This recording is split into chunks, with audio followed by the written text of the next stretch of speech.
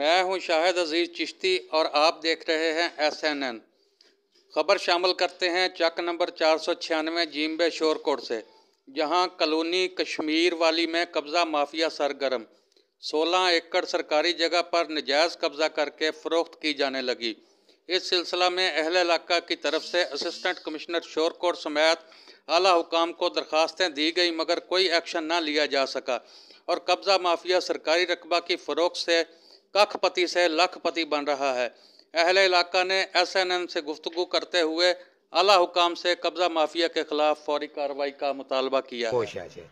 तो वो जनाब जी 16 एकड़ रकबा जी तो है सरकारी, मई थ्रू चोरी जी वो मेरे बेटे ने दिता गया जी।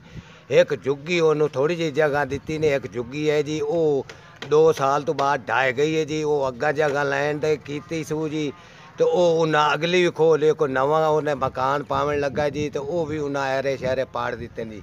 लिहाजा निके निके बहाल हैं जी, तो वो शोदा बाहर बैठा जी। तो ये साड़ी कोई सुनी जावे गल जी। ऐसी देरी गैर दरखास्त दे दूँ तो काई साड़ी सुनवाई नहीं हो रही जी। ये लिहाजा जी वो गरीब बंदा बैठा बाहर जी, साड़ी काई सुनी जावे जी।